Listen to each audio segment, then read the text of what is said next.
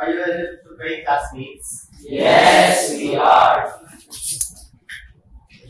Almighty Father, Adore and glorify your holy name. We thank you for this new day and the opportunity to share and learn new things in our CSS class.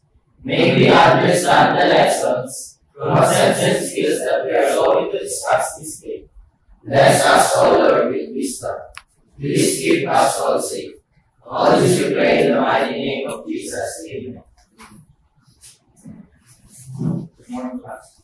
Good morning, Sir Leon. Good morning, teachers. Ako, Jesus de la Peña, sa La Marikina, may mabuting ugali.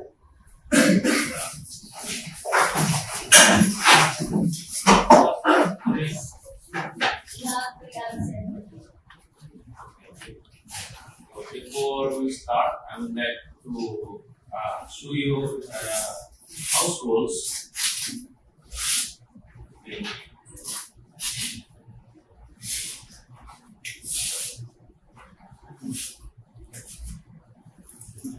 The house rules, the hand claps. The rule number one is when I clap once, it means you listen. And I clap twice, properly. And when I clap thrice, we prepare whatever. So thanks to remember as I listen.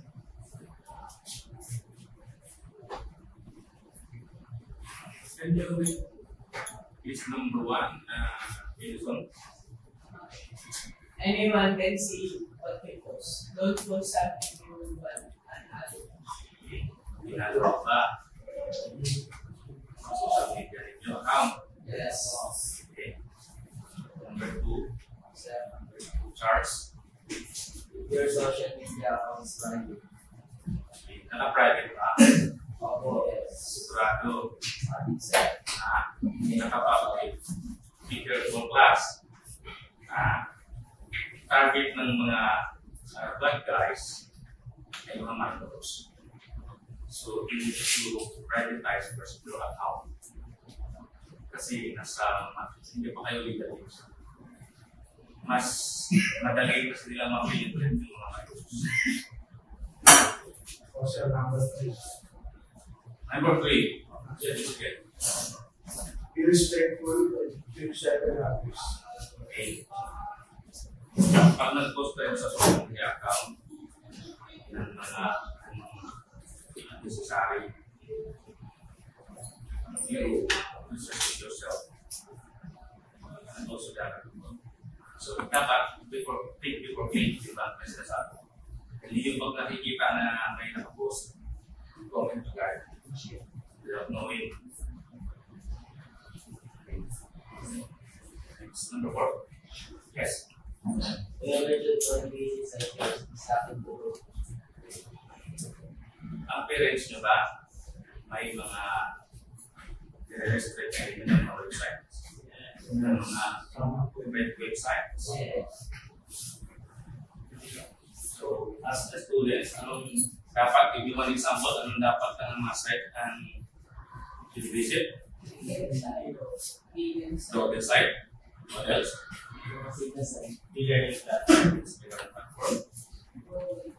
Oh, okay. So, dapat mga informative sites in that. Okay.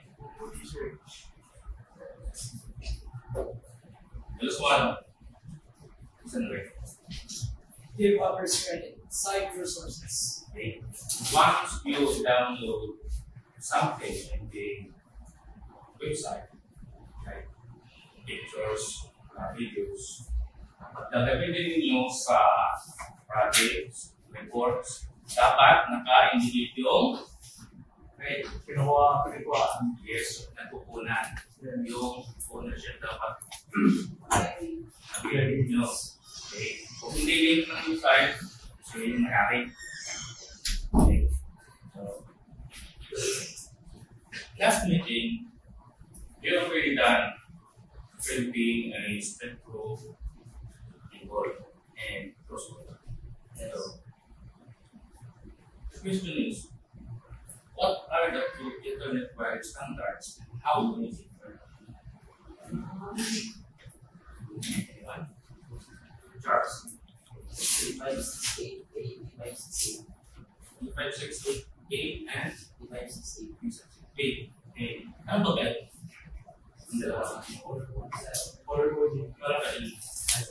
Okay. So give me example of the following. White, orange, orange, white, green, blue, white, blue, green, white, brown. Orange, gray, white, brown, brown. Light T56. A. Okay. I have a question. What is the difference between crossover and straight through Ethernet cables? So, nalala yung natin, tapos meeting natin, and then, ano pagkakaiba? Wala bang iba? Yes. Crossover is for to connect to the same device, as well as straight through is used to connect to different devices. That's correct. So, crossover, ginagamit sa computer connection. Vertical. And the straight through, router switch. Capture to switch to computer. Okay. For your activity, since you have already approved,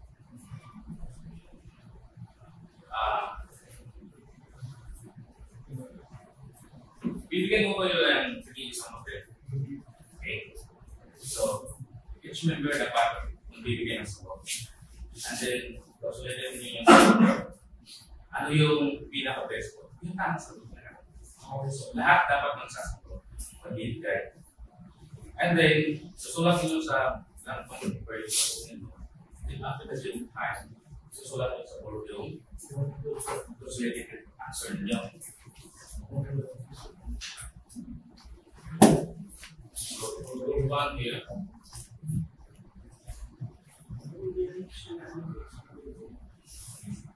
Four, 5. Group 2. 1.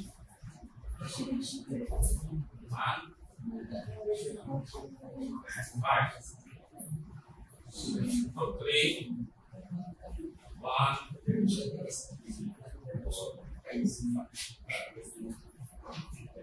Mayroong image na sinusulit ko. You need to identify their devices. So, bawat device merong flow. So, sample. Ano sa doon? Okay. Hindi na tuloy sasama sa sagot niya. So, I will give you paper.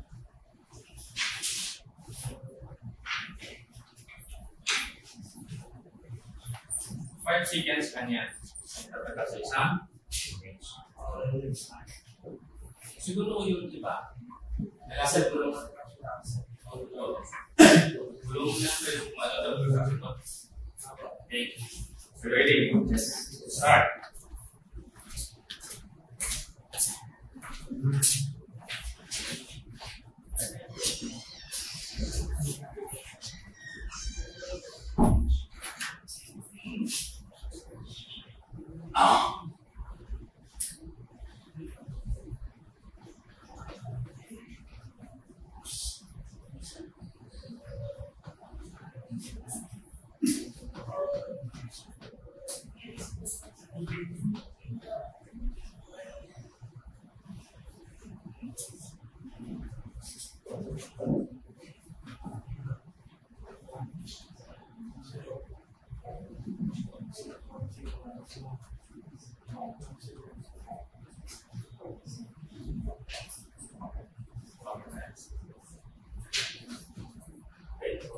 Your answer.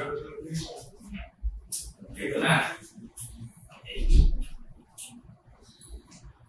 1, 2, 4, and 3.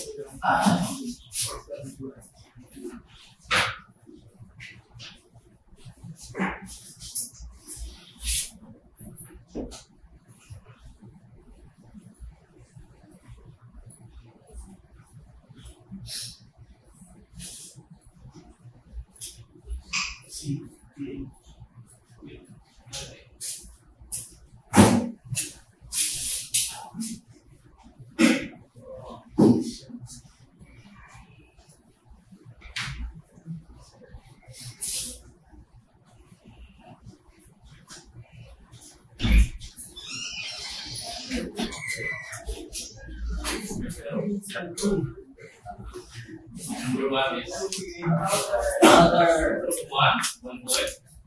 Two, 1 point. And 1 point.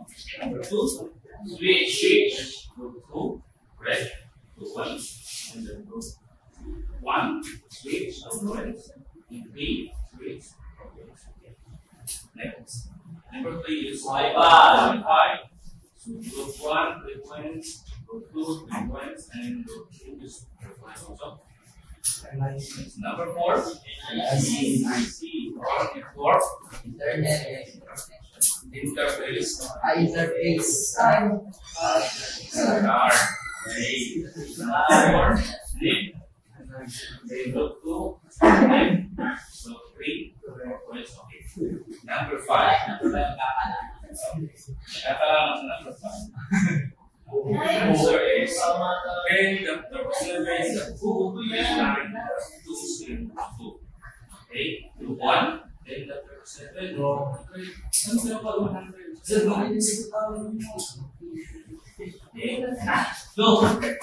the default gateway. Di ba, sinasabi na natin, default gateway at saka si referred DNS server, ano sa taas na, di ba? Isusutin niyo ay yung referred DNS server. So may clue na ng 7. Tatlong column na lang yung tagunan. Yung column 1, which is 10, and yung column 3, which is 239, and yung column 4 is 202.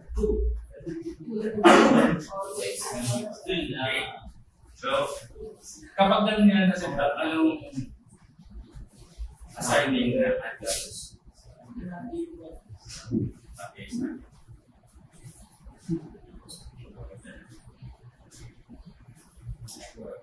I want to watch the video, watch this and analyze, evaluate.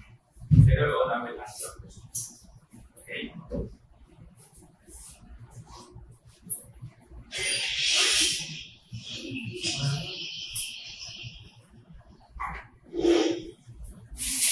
Networking is the word people use when they're talking about connecting computers together so they can share data with each other and all connect to the internet at the same time. Let's take a closer look at the key components that make a simple, easy to set up network. Think of a network as something similar to your body's central nervous system. At the top of the network is a brain that handles all the traffic coming through. This is called a router. The brain is connected to a spine that sends signals throughout your network. This device is called a switch, and it distributes signals to all of your computers and devices via network cables. Now let's check out each of the components of a wired network in more detail. We'll start with the router. A router has a smart little computer inside that identifies all of the computers and devices on your network and assigns a unique number to each one. Techie people call this an IP address. A router also connects to the internet outside your home via a modem that can be provided by your DSL or cable internet provider. A router is always at work, managing the tons and tons of information your computers and devices send and receive, and controlling which computers and devices get what information and when. So how does a router actually send information from the internet to your computers and devices? And how does it enable your computers to share information with each other? The answer lies with that device we mentioned earlier, a switch. A switch sends traffic through your network to the places it needs to go. Every Netgear home router has a switch with 4 ports built right into it. You can also get wireless routers from Netgear that use radio signals to do the same thing as a switch, but these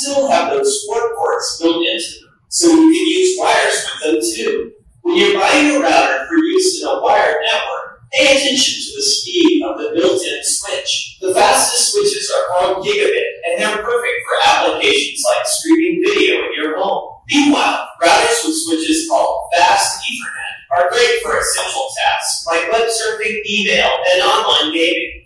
Now say you have more than 4 items you'd like to plug into a router. You need more ports. The solution is easy. You'll need an additional switch, which again is that thing that's already built into your router. In this case, though, you just need the switch portion and not another router. Because your network doesn't need 2 brains, after all. Netgear has switches with as few as 5 ports, as well as some that feature 24 ports or more. Once again, if you need the fastest speeds, go for a gigabit switch. Your SmartyPants Netgear router will recognize these new connections and start sending data to them right away.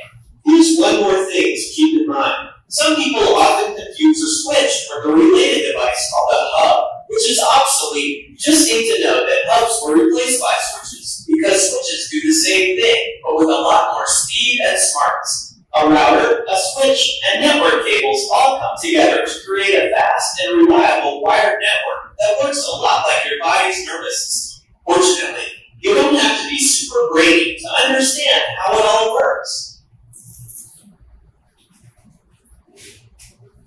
How was the video? It is very informative. Yes. Very quick. The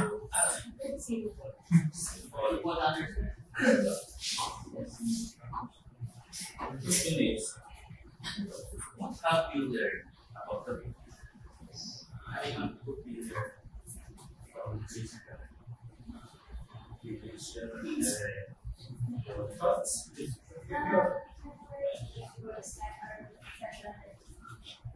Okay. Yung import ay same sa function ng U1 power system. So, yung drain ay considered per router. Okay. Doon sa video, ano yung sinasabi na yung is ng device?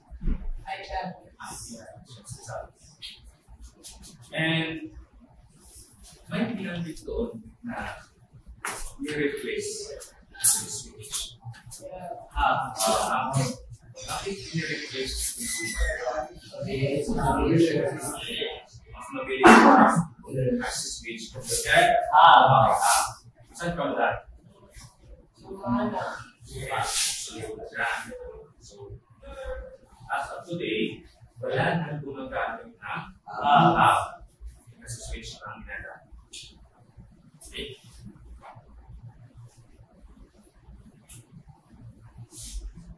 So, the topic actually is static IP. Static IP.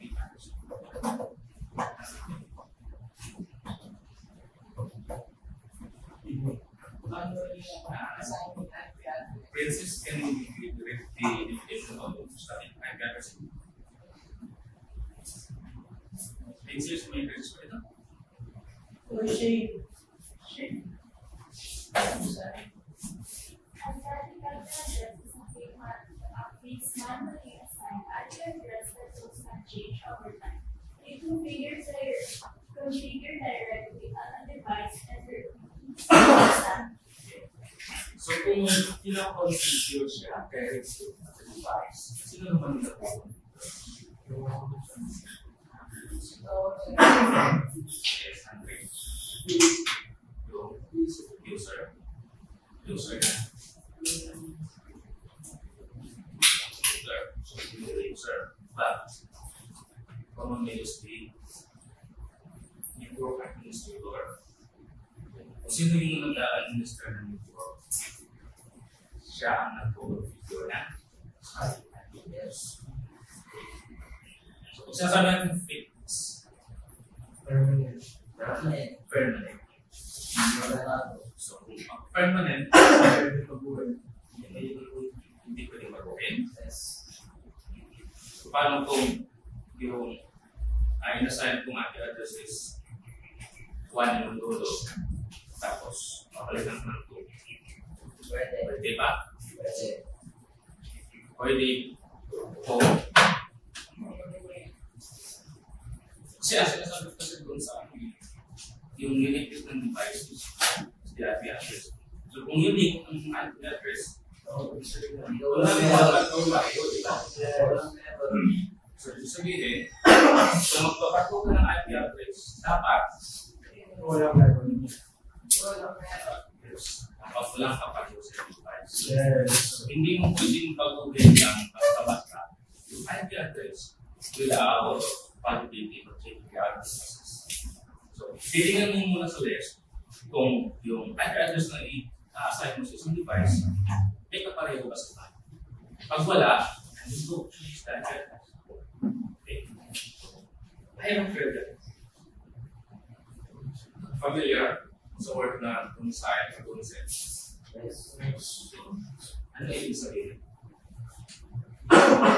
Domicile. Pakibasa na sabay-sabay. Where's no person's permanent legal residence, a place they consider their true home and to return to. So, ano mapansin nyo doon sa definition ng domicile at saka yung definition ng certified sa keyword at common. Okay. And, halimbawa, ang tao nag-approve kasi ng guru, showcase, Summer Asia, sa Seoul, sa Hong Kong. Pag bumalik siya sa Pilipinas, kung ano yung dinideclare niya na permanent address, yun yung domicile niya. So yun yung upuian niya. Yes. Example, mayroong sa Pilipinas lang, from Visayas, yung uwas na medyo Manila, so, yung Visayas niya ay sa Cebu. Pag nag-retire siya, Cebu siya bago, Cebu. So, tingnan niyo yung relation o yung correlation na start IP address in the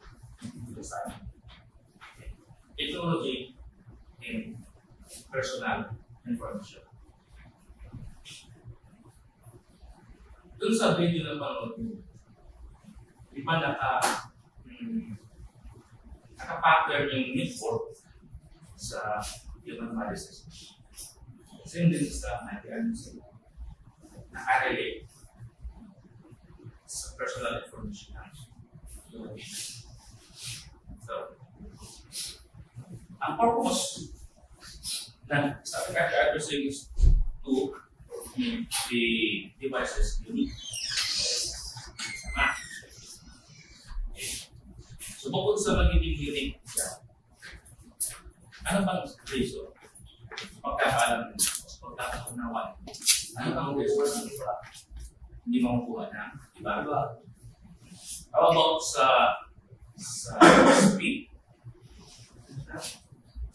na disseminate na information. Mabilis ba mag-trace ni router yung destination? Yes, because meron siyang unique identity. Example of static IP address. Pag na-configure ka ng static IP address, kailangan mo lang pumasok sa Internet Protocol version 4 and then select yung use the following IP address. By default kasi, naka-obtain ang IP address automatically. So, yun yung default niya.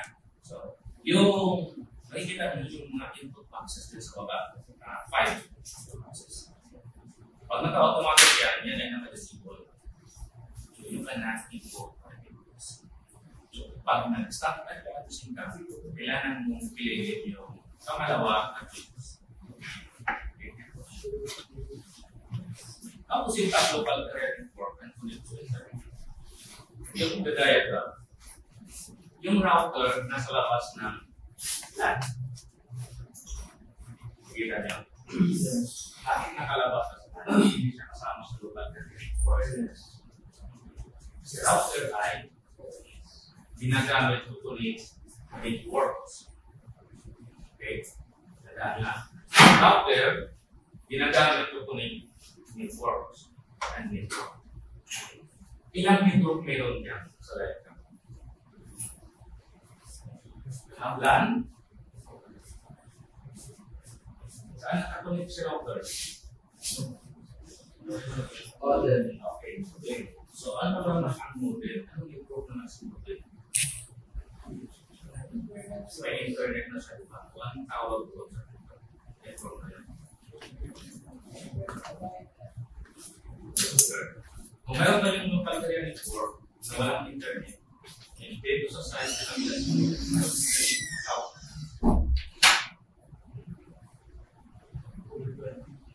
meron tayong LAN, meron tayong PAN, tayong PAN, ba yung internet requirement na ba? 1. Okay, simultaneous din ay 1. So, dalawang network, 1 na nasa gitna si router, labas ng local area network. So, dahil siya ay magkukunikta ng dalawang network. Okay, anong nasa loob ng LAN na device?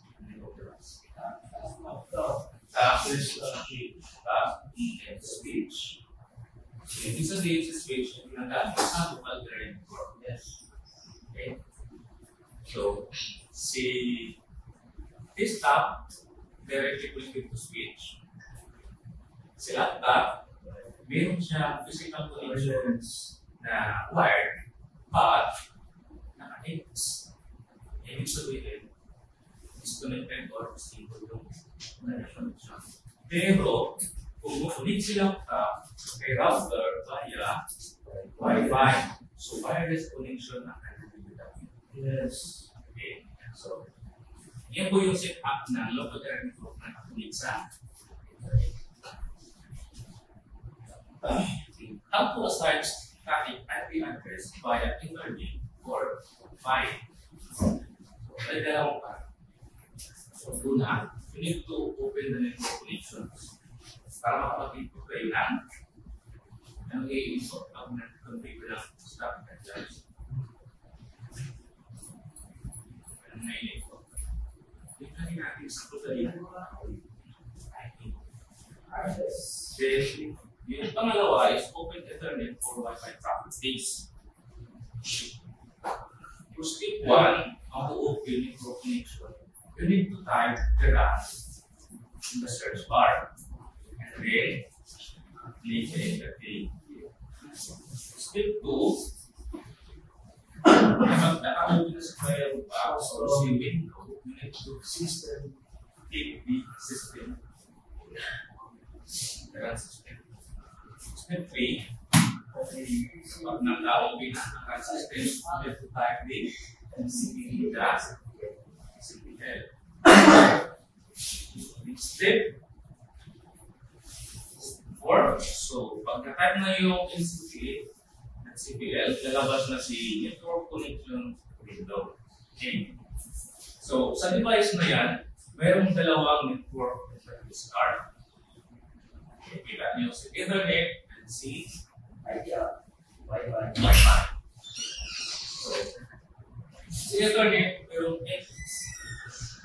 Ibig sabihin, wala. Okay, hindi na. Kasi ang ginagamit ay Wi-Fi.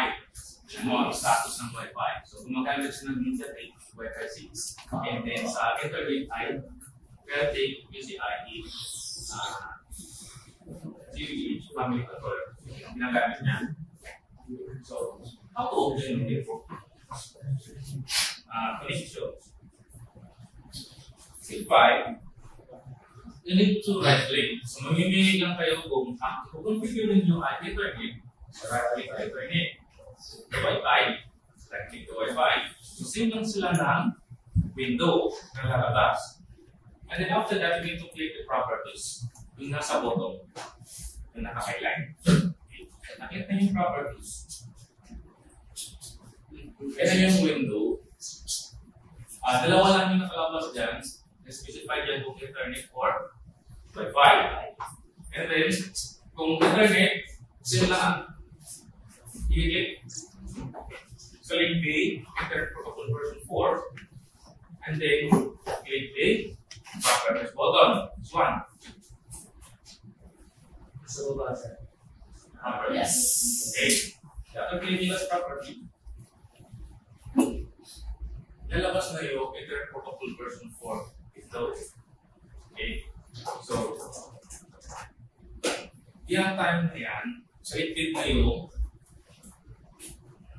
radio button number 2. Yung pangalawa, so it-fit na siya.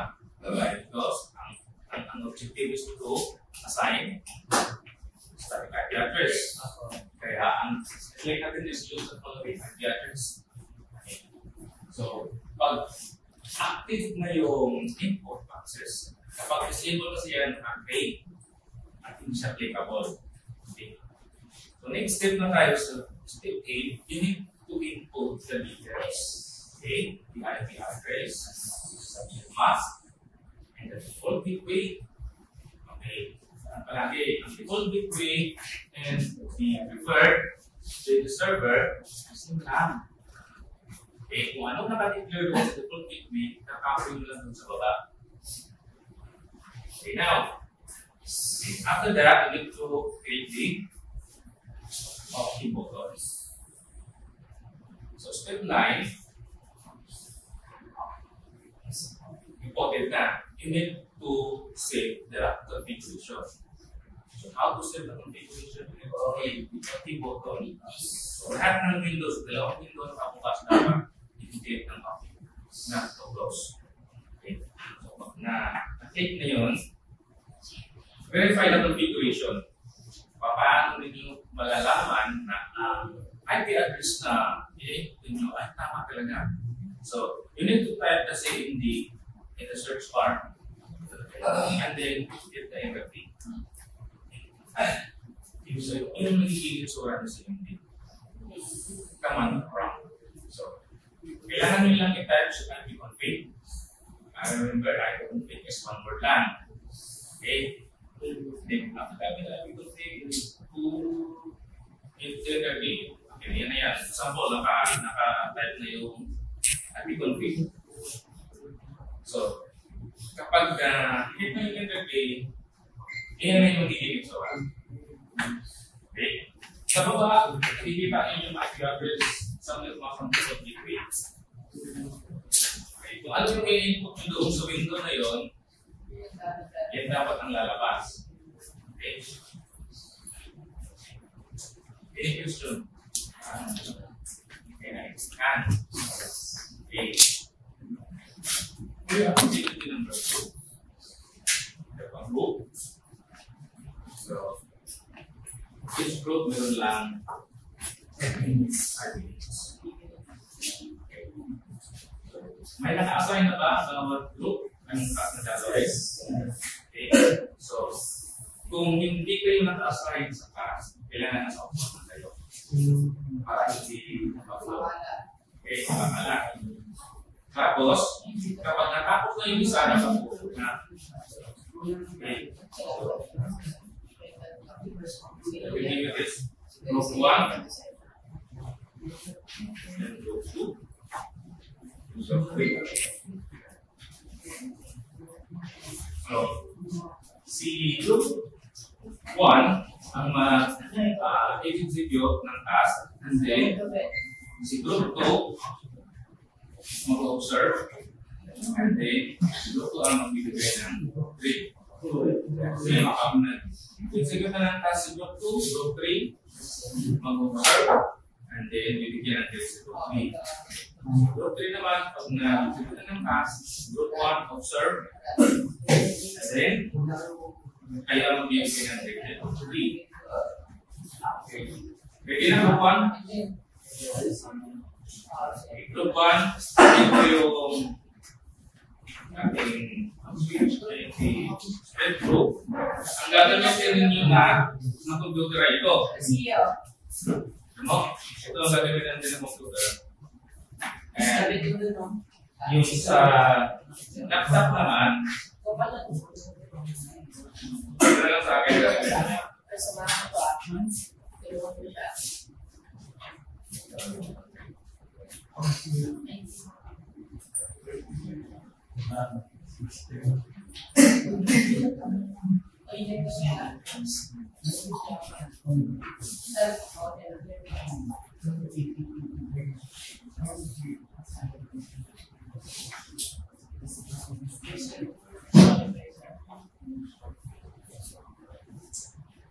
Okay, start. Step one.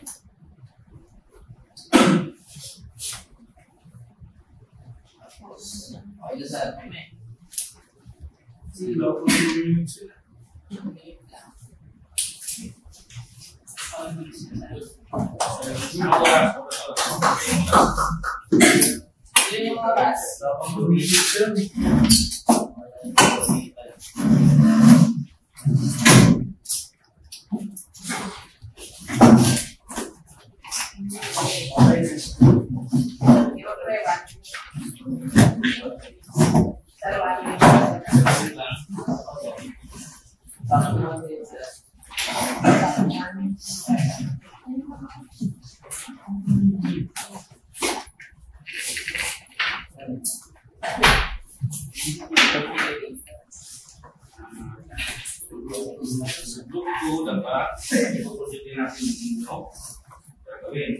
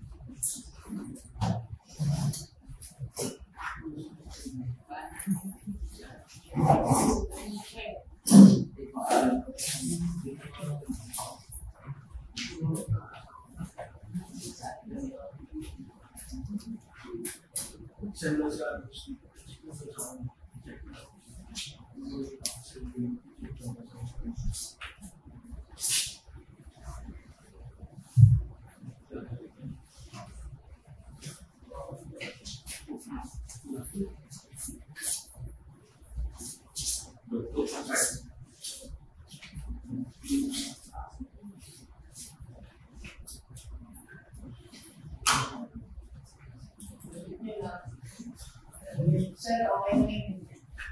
Ano talaga?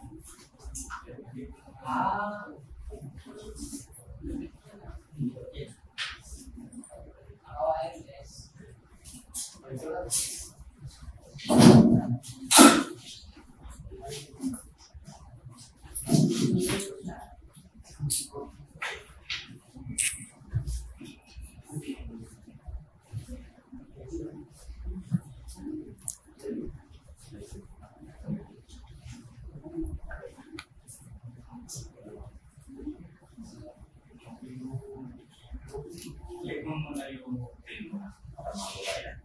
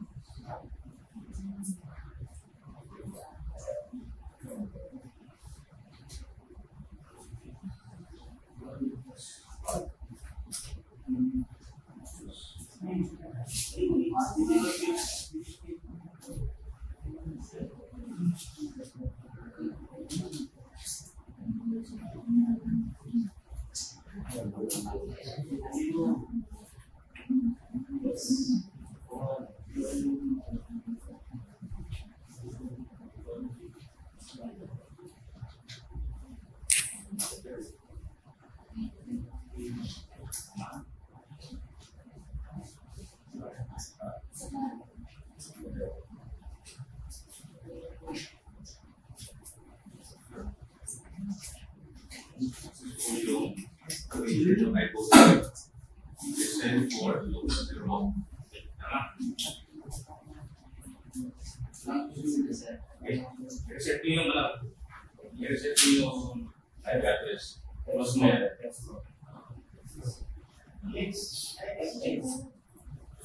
Buksan mo ulit yan.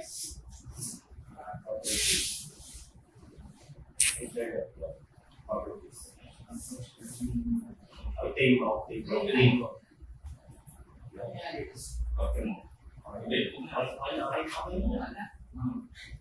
Program lang yung yung update mo. Update mo. Hindi, save mo.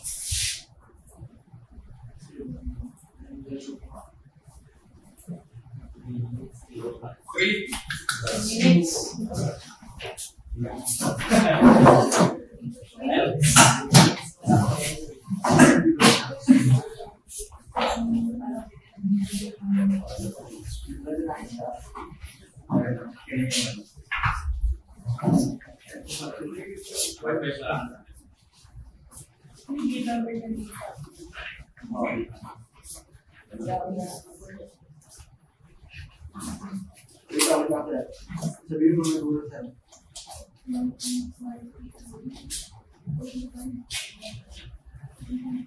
Sabihin mo pa dyan.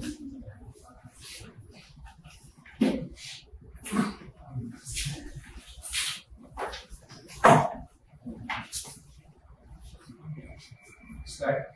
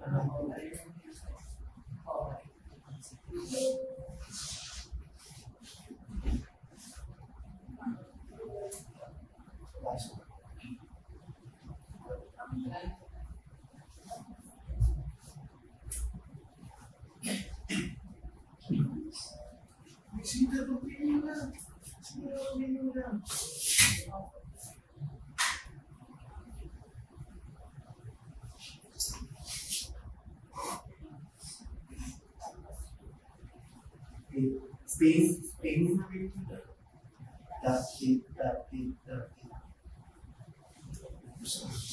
All yourself.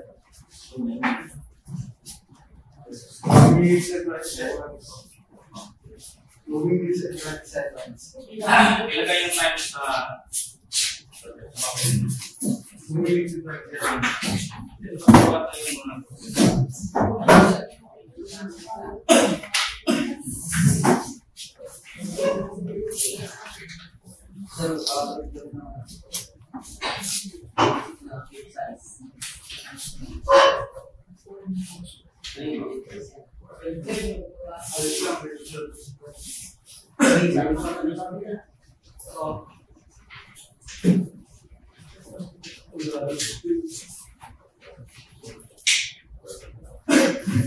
hindi na nasa real yung look.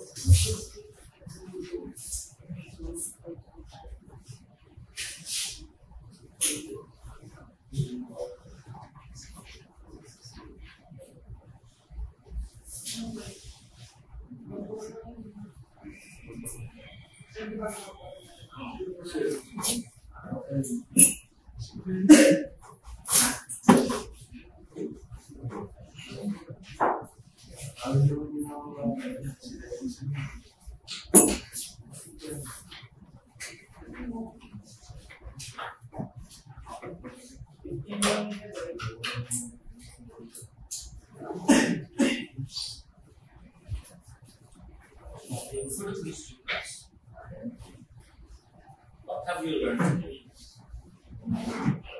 Number 2 is why it is important to assign this topic an interest.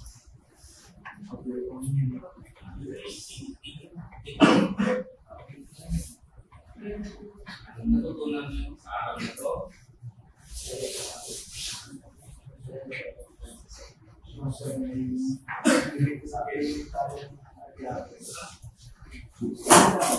We have a unique idea. tutunan muna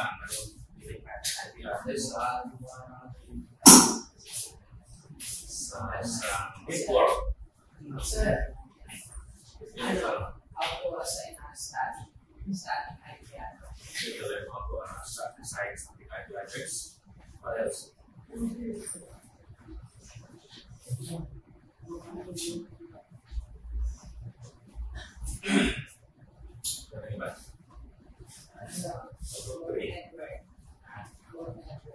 Network.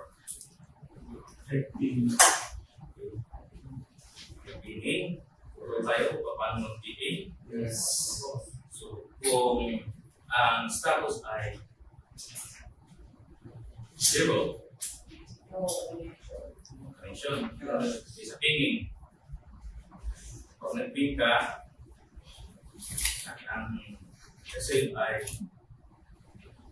greater than 0, ibig sabihin, connection. Okay.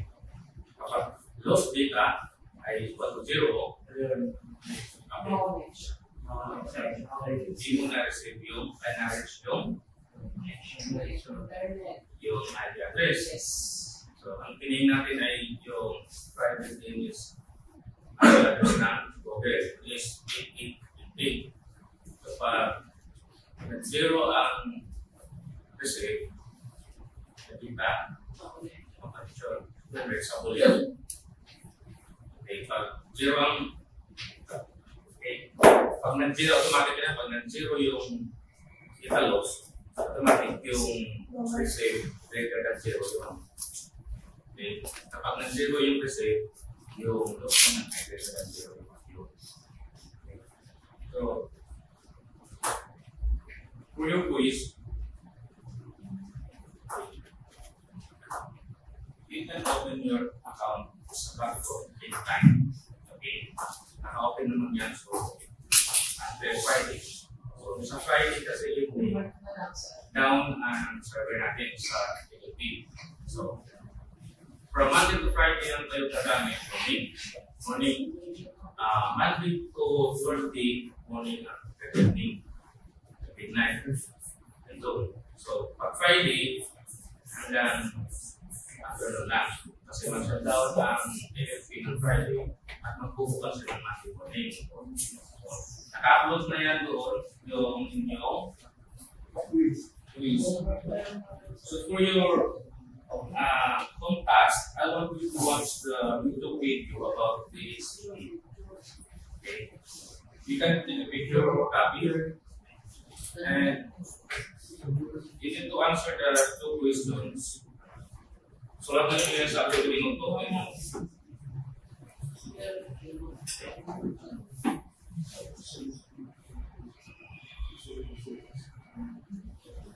Yan.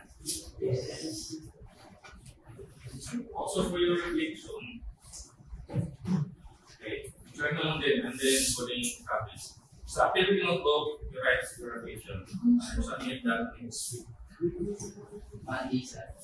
Monday or Wednesday. For the next week.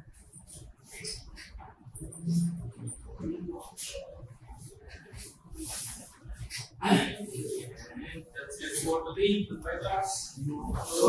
Goodbye, Sergio. Goodbye, teacher. Thank you for teaching us today. See you on Monday. Yeah, let's go.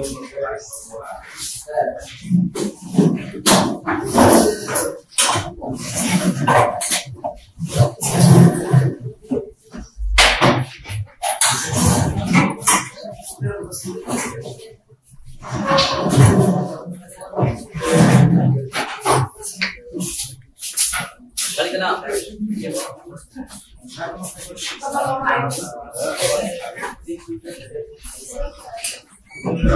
Go to